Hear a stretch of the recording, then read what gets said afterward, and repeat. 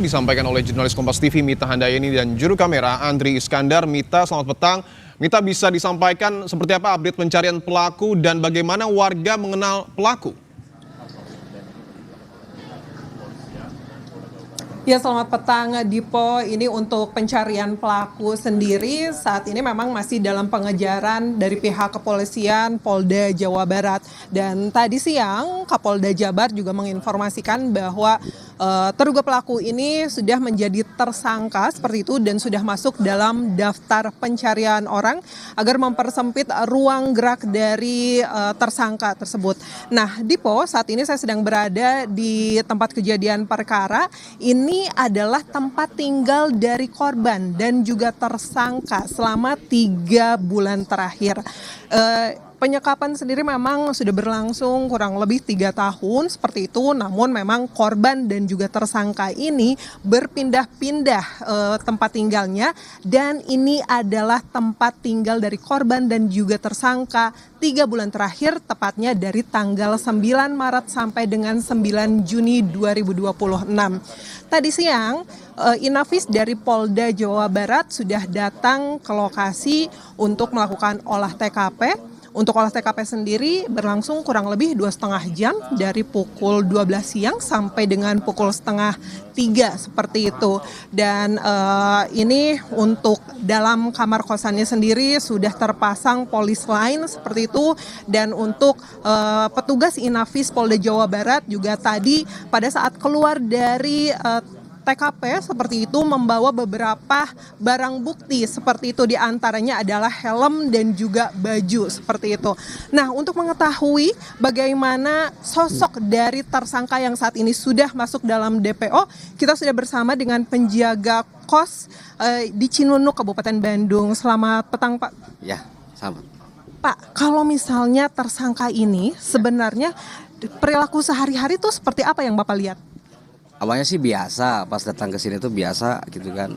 Dia pertama datang ke kosan sama istrinya, bilang mau kos di sini. Istrinya terus istrinya tuh nunggu gitu kan, nunggu di motor gitu kan. Pas ditanya juga, "Neng, sini tunggu atuh di dalam," gitu kan. Cuman tuh nggak jawab kan, nggak nyaut, dipanggil juga nggak nyaut istrinya kan. Udah dalam keadaan seperti itu kondisinya gitu kan.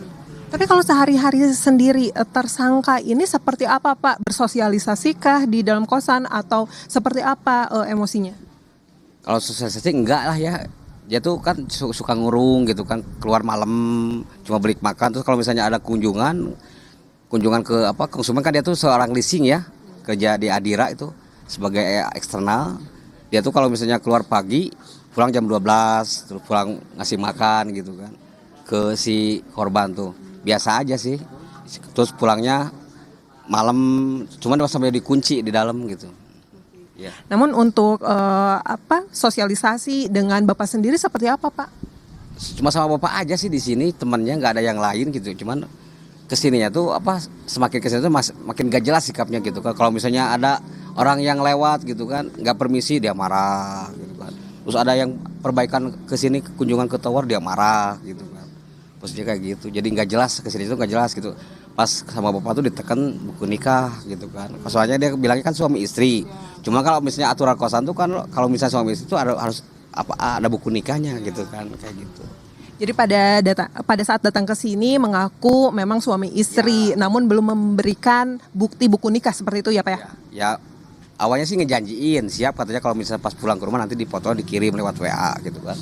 Cuman sampai 1 bulan ditunggu-tunggu tuh belum juga ngasih gitu kan. Akhirnya kesininya sifatnya jadi nggak jelas gitu kan. Jadi maksudnya nggak jelas tuh ya jadi arogan lah kesininya tuh. Setiap hari kalau misalnya pulang kunjungan ada apa-apa mau berat bagolok gitu kan. Pas sempet ke bapak juga pas pertama di sini tuh Pak udah 1 bulan kan, sampai-sampai ngajak berantem gitu. Karena mungkin kayaknya sih karena ditekan surat nikah mungkin ya.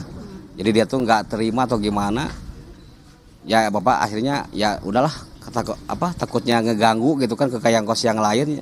Akhirnya ya bapak simpen dulu lah, nggak nanya lagi surat nikah gitu kan, ya kayak gitu. Tapi kalau misalnya dari penghuni kos lain ada keluhan tidak ke bapak gitu, bagaimana perilaku dari tersangka? Kalau keluhan nggak ada sih, cuman yang ujung tuh ada yang kos, ada yang isi kan awalnya yang ujung tuh sebelah kanan, sebelah kiri si Topik tuh ada yang isi, cuman karena pas lewat gak permisi dia tuh sampai mau dipukul pakai kayak batu lah ya. Cuma bapak ya isinya kan namanya penjaga kawasan tuh isinya kan harus mendamaikan, melerai gitu kan, sampai jam berapa, hampir setengah 1 mungkin ya. Misahin itu si Isan kan mau ribut kan sama si Topik tuh kan di sini. Jadi bapak pisah lah gitu kan, nggak boleh dia. Cuman akhir-akhirnya sih itu kan ketakutan, yang kos yang ujung tuh sebelah kirinya sampai pindah, ya gitu. Baik Pak Reza, terima kasih untuk informasi yang sudah diberikan kepada kami, yaitu tadi perbincangan saya dengan penjaga kos yang ada di Cinunuk, Kabupaten Bandung Dipo. Dan ini apabila dilihat yang tadi diinformasikan oleh penjaga kos, ini adalah tower yang tadi diinformasikan. Jadi kalau misalnya tadi informasinya marah-marah ketika ada yang akan melakukan perbaikan tower seperti itu. Nah memang kondisi kosannya, kamarnya memang di depan tower yang ada di Cinunuk, Kabupaten Bandung Dipo. Olah TKP sudah dilakukan oleh polisi dan siapapun yang mengetahui keberadaan dari tersangka Taufik Hidayat silakan melapor ke polisi. Terima kasih jurnalis Kompas TV Mita Handayani dan juga juru kamera Andri Iskandar. Selamat bertugas kembali.